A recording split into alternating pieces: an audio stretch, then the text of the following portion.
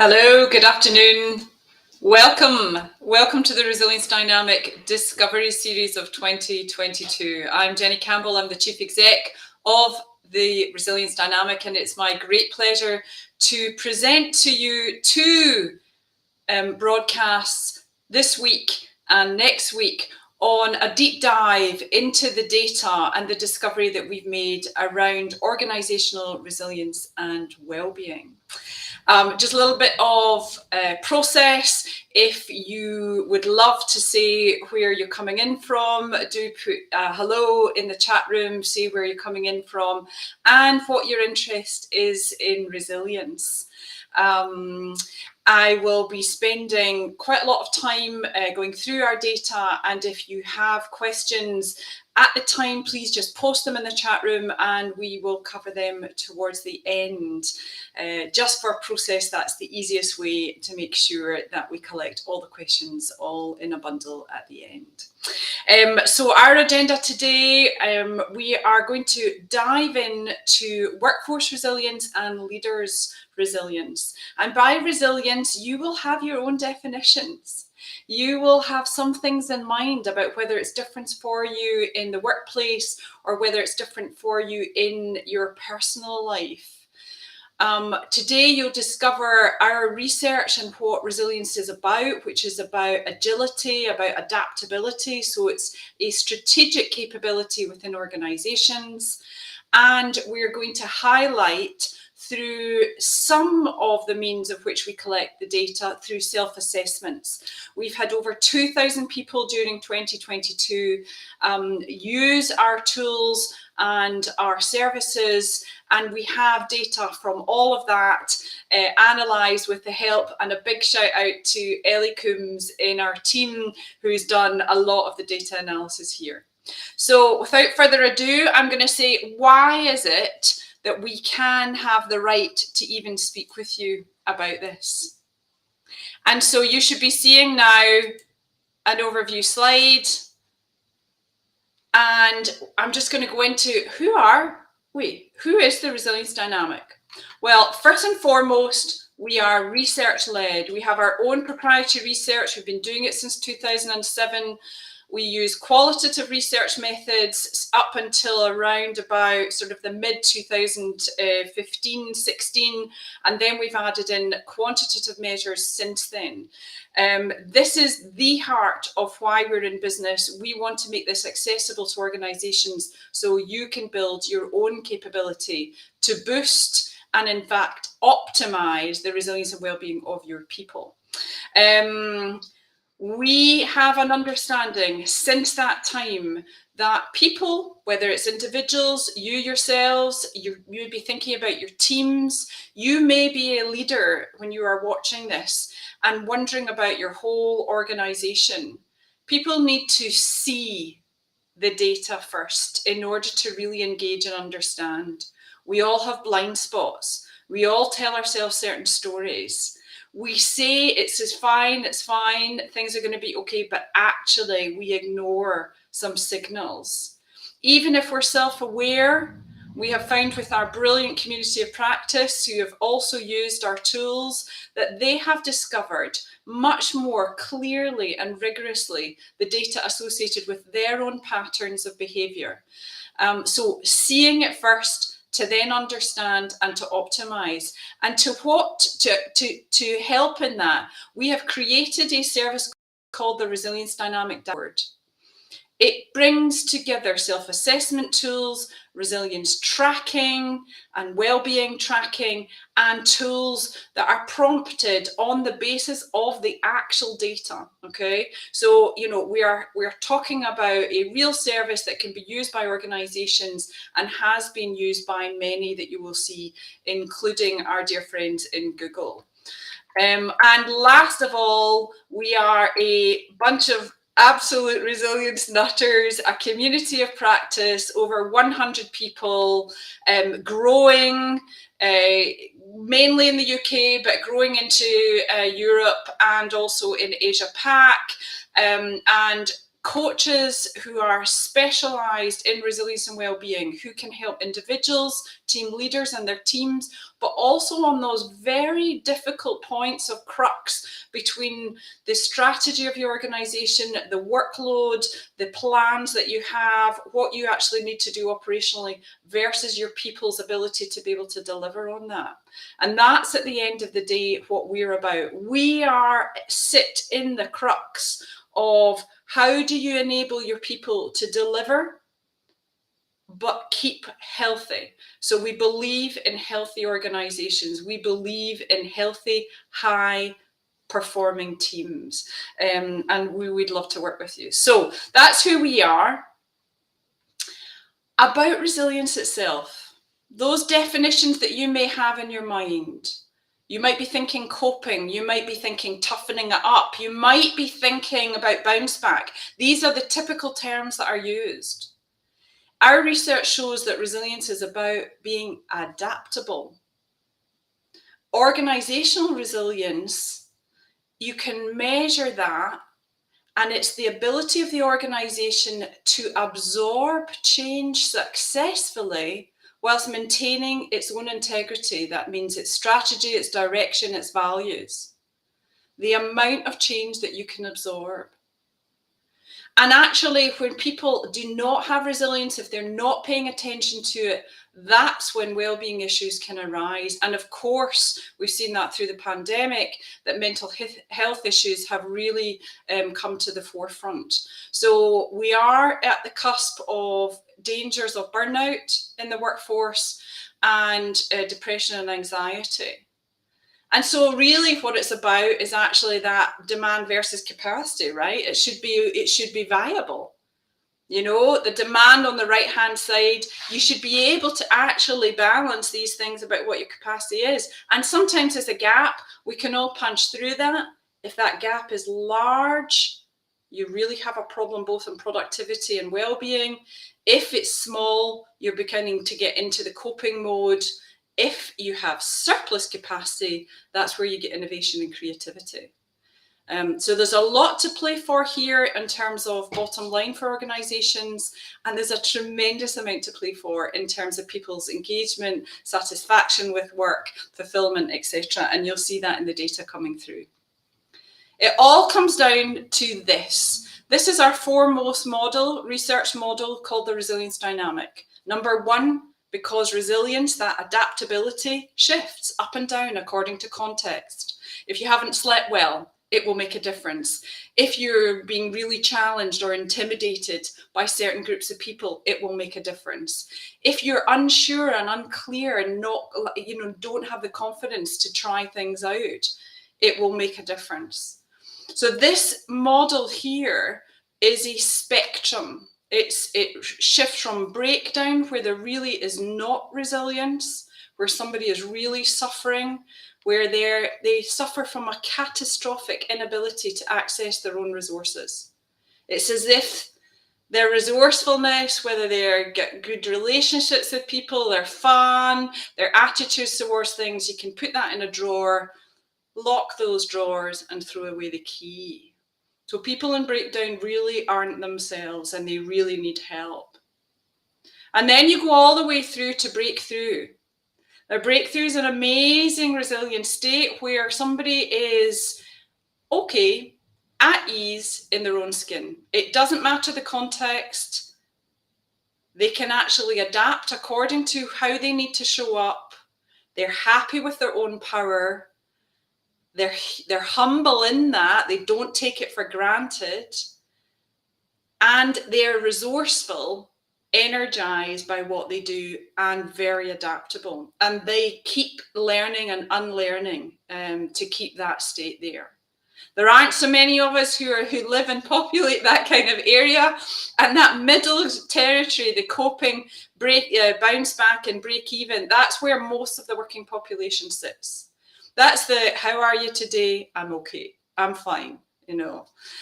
Coping, one side of that, is where demand equals capacity, right? So there's nothing left in the tank at the end of the day, but you have managed to get through the day.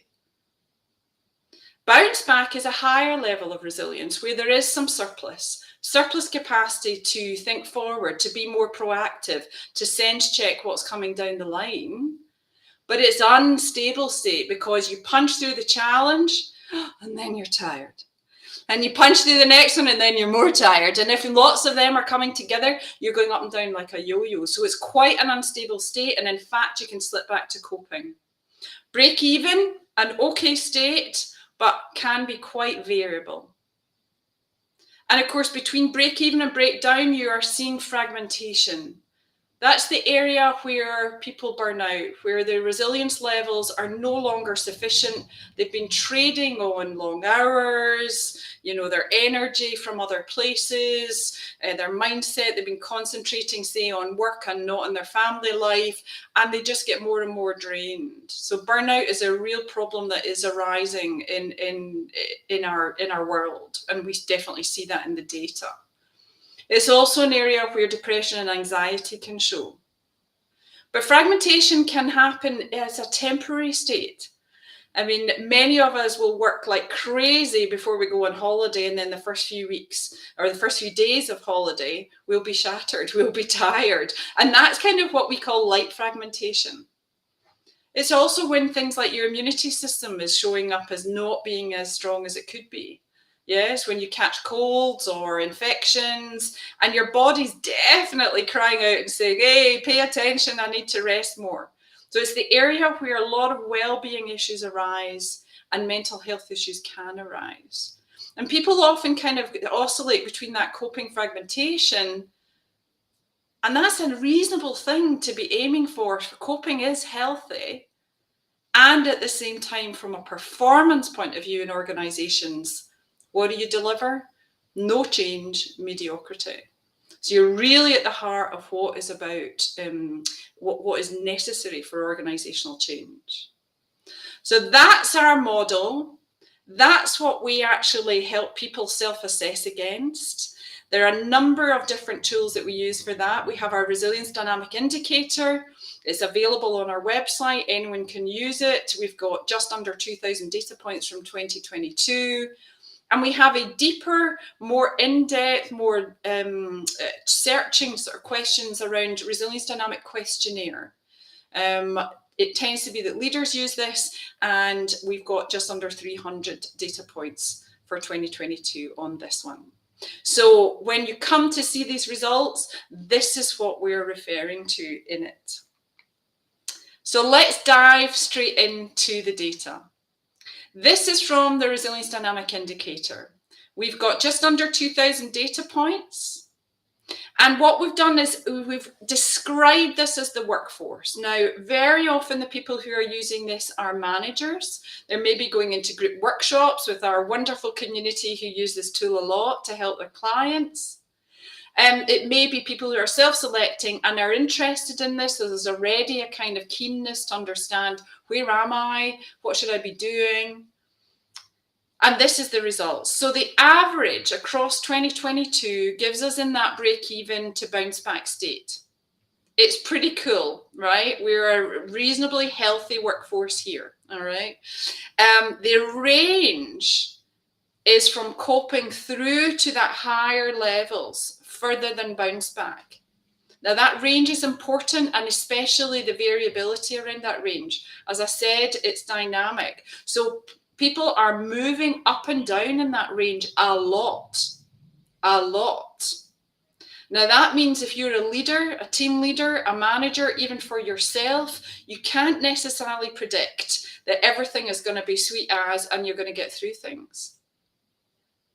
Some days it's going to be better than others. And to pay attention to that and to notice that you could boost your resilience in the moment is a more effective way of operating in your work and in your personal life than just kind of keeping head down and trying to get through everything.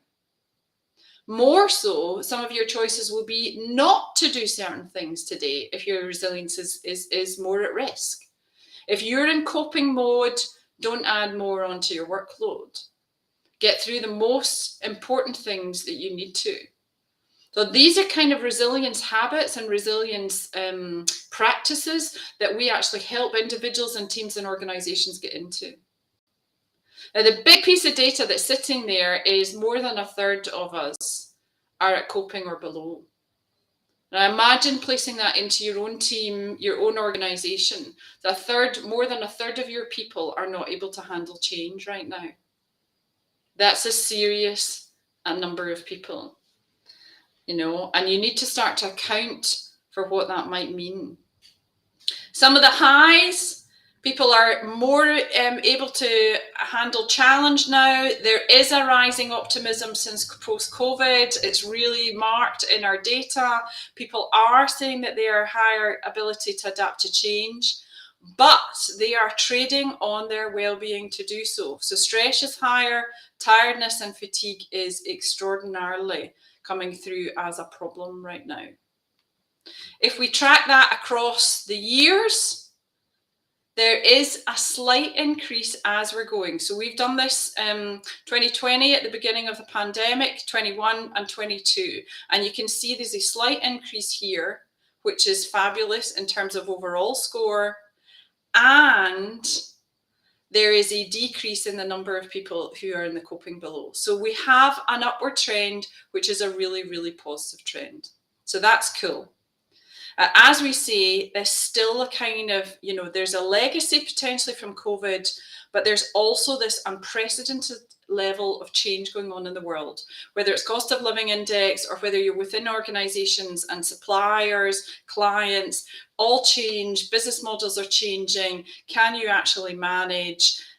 People many of your workforce are sitting in that coping or below state. And so it's a struggle for those people. That means if you're leading a whole organization, right, those potentially who are with a team, they're carrying a higher workload as a result of those people who are coping. So there's a knock-on consequence of this. Now, when we've looked at the actual specifics around here, we've got red and flags around the wellbeing piece. 63% are tired, 57% are stressed often, 50% are not getting the capacity that they need for, you know, their other parts of their life. 48% don't have a good balance. It's a high percentage here, and there's instability as we've described. So this is something for us to start to notice and to attend to. And as I say, there are very specific things that any kind of person can take action on, and teams and organizations. It's not that hard to get around this stuff. Let's switch now to leadership population. Far fewer, 225, so my mistake earlier, just over 200. And it's a completely different story. Okay, so the predominance is of people who are in that bounce back range. It's a high performing level of resilience where people can punch through challenges. It's very, very unstable. It goes up and down. And so it depends on the day, it depends on the context. And actually people in bounce back, if you're really, really into that kind of punching through challenge, you can create the conditions for yourself to take on more and more challenge, because you love the adrenaline. I mean, I'm a bounce back recoverer. So, you know, actually that drive for adrenaline is very strong. But in fact, what it does is create the conditions for you to slip back to coping. So it's a great state. It's a high performing state. It is not the highest performing, which is interesting. Average range is the same as the workforce, 3 to 5. Okay. And average variance is medium again. So you have a leadership population which is higher level, but also fluctuating tremendously, and a workforce who's in a tremendous number of them are in that kind of, yes, they're in break even, maybe bounce back, but a lot potentially shifting towards coping. Okay. So what does it look like for the leadership population? Highs, values, feeling proud. This is slightly different than last year. Ability to be yourself, not just pride in yourself, but being yourself. And that may come from COVID, is that we've all kind of learned to be more real in our work life. We talk about our family life, we talk about personal issues much more. Leaders are accounting for more the whole person and not just, get on with the job. So that ability to be able to be yourself with others is a really sweet one to see. Again, however, well-being is being traded on. We're probably putting in a lot more time, a lot more hours, and we're carrying worry. Okay, so leadership population, really, high levels of resilience and interesting highs and lows. And if we look at the trends for the leadership population, you see a drop. Okay, now I think this is a real post-COVID effect, or rather 2020 was a COVID effect. So I think leaders really rose to the challenge of COVID, particularly trying to take care of themselves and their teams. And so we saw a rise in this from pre-COVID days, and then we're seeing it drop off again. And I should imagine we'll probably end up in around the 4 to 4.25 level. That would be a norm. Okay. Interestingly, the percentage of those in bounce back in the higher levels is dropping. Now, that is an interesting thing, and I think that is related to well-being, right? So again, we're putting in more hours, we're feeling the pressure more, we are feeling many more complex issues in our life, and we're actually having too many challenges all at once, and that's where you get, you can't stay in bounce back any longer, and you start to slip towards coping. So there is a lower level. Now, interestingly enough, we've also analysed for the very first time the drivers organisationally in your system that matter. Right, so we look at 4 main buckets: psychological safety, stress, workload, and trust. What impact do these organisational drivers have on your people's resilience, okay, and particularly resilient leadership? And you see the top 3. If you manage the stress levels, you get higher resilience. If people feel excited to come to work every day, you get higher resilience. If the teams are cohesive, you get higher resilience. So that's really, really interesting for you to get into. So if there was one thing you could do across the board for everybody, it's re-engage them with why you're in business. Simon Sinek style work here of purpose. Now, the other thing about it is, though, if you actually foster resilience in your leadership, right, you also get a hit on the organization. Okay, so the outputs are, of that fostering all of that kind of culture is people feel more successful, more fulfilled, more optimistic. Very interesting sort of, two-way street here. So by fostering more around these organizational drivers, these 4 organizational drivers, psychological safety being very much at the heart of that, as is trust, then, you're on a winning ticket towards a higher resilient organization. The big thing that we would like to bring to your attention in this is leaders are 85% bounce back, workforce bounce back is under threat, break-even's under threat, and there's a large population whose well-being is really being drained. We believe, and we see it in our practice, that leadership is outpacing the workforce in the resilience recovery, and they are pacing the work according to what they want to do and they can do, whilst the workforce is at risk of burnout. There's a real disconnect between pacing. Pacing we describe as one of the critical skills for resilience and resilience leadership. It's more than planning. It's more than prioritizing. It's a highly proactive way of sense checking what's coming down the line, looking at your strategy and your plan, and understanding where some bumps may happen, smoothing them out well before they happen, going through that pacing and really properly assessing capacity and shifting it all the way through. And when things don't work out, let them go, let them go, let them go. So there's a high learning culture in there.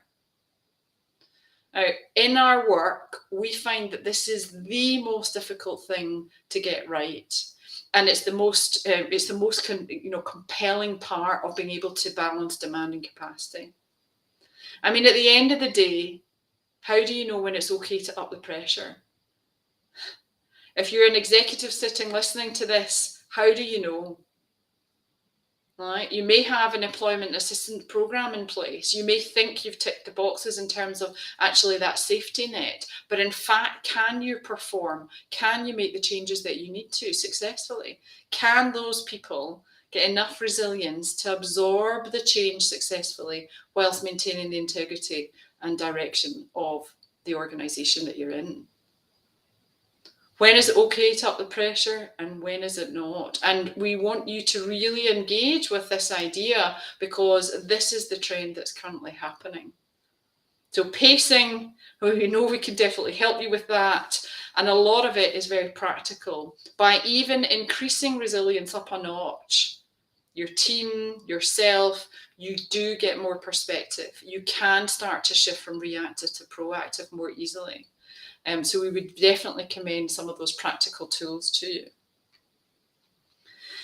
What we have done as a result of this, and this is a new idea, and we'll be spending more on next week's webinar on this, is bring out the idea of, red, amber, green on your thresholds. So productivity and wellbeing and engagement thresholds.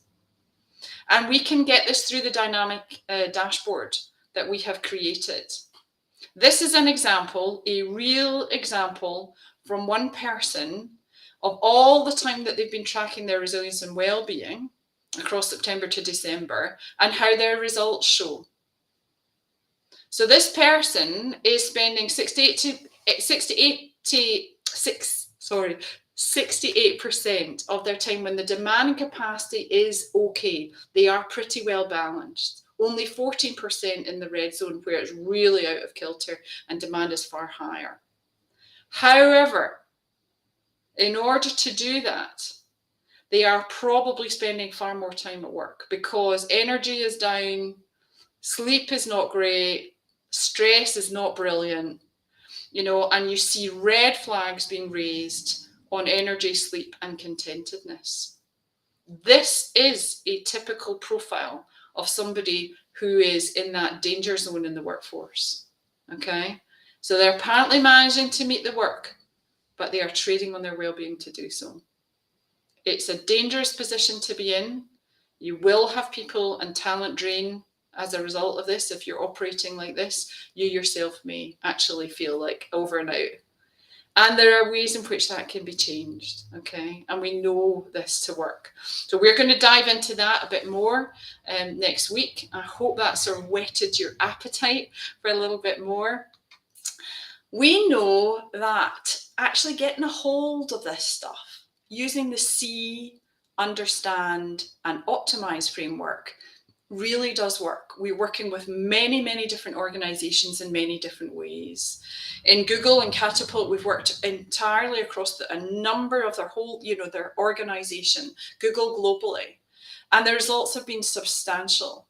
I mean, they have seen an average of uplift of 20%, in Google with some of the work that we've done. Yeah, I mean, and we have a methodology for helping just peer-to-peer conversation and attending to themselves using the idea of the resilience river, which you saw behind me when I first came into this broadcast. Being able to attend to this, not just sort of, theoretically, but practically, day to day, with good resilience habits. Being able to be present, increasing your energy. These are the core fundamentals of it.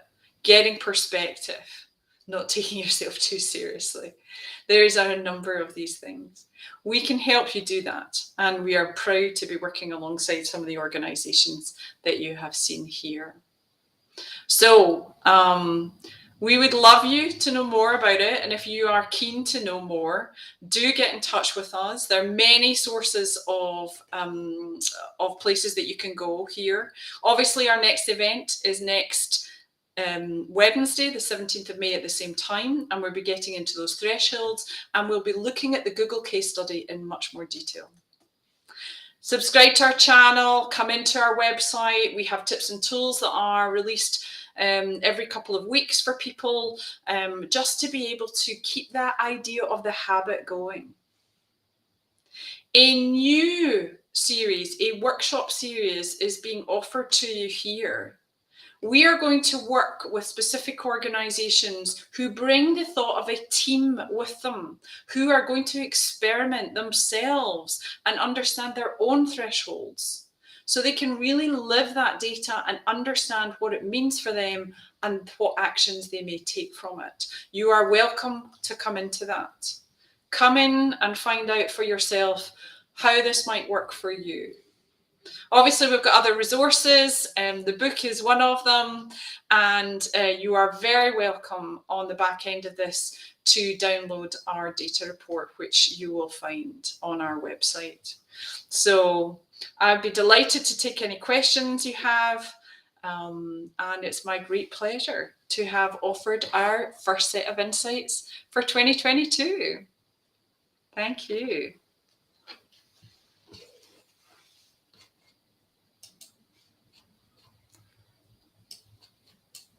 I'm just going to bring this up, and I'm just looking for any questions that may have arisen. Wow, okay.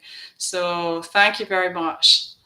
Yeah, thank you, Nina. Yeah, it's a really interesting piece, this. I mean, I think we were probably seeing it a little bit in COVID, but not necessarily understanding it so clearly. And now that things have settled, we are definitely in that.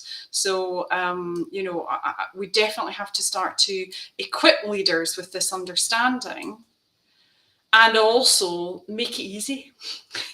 If it's another big training program or another big change program or whatever, then that's not going to work. But the idea, for example, of using the resilience river, this is what we do in our check-in, check-out service. It's something that we've used in large-scale programs, and we've brought it out separately because it's just been so impactful. Our friends in Google measured the difference, and it's a peer check-in, check-out process, using the idea that resilience is like a river.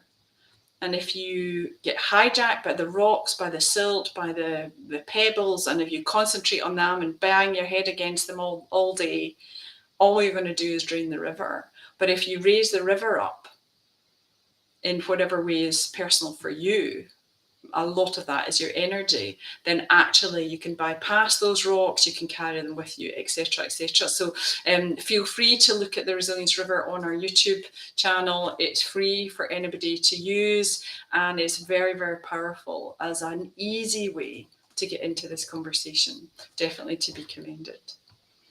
I'm just looking to see whether there are any other questions. There's lots of my team here posting resources. Nina, it's a real pleasure. You're the only one who's been brave enough to show up with a question, but I'm very grateful to you for coming in with your name and not anonymously. But I think we are done if we've got no more questions for the day. And Nina, you are very welcome, and anyone else who is calling in to come into our next week's webinar all about the thresholds, and I look forward to it then. May your resilience be with you. Over and out. Thank you.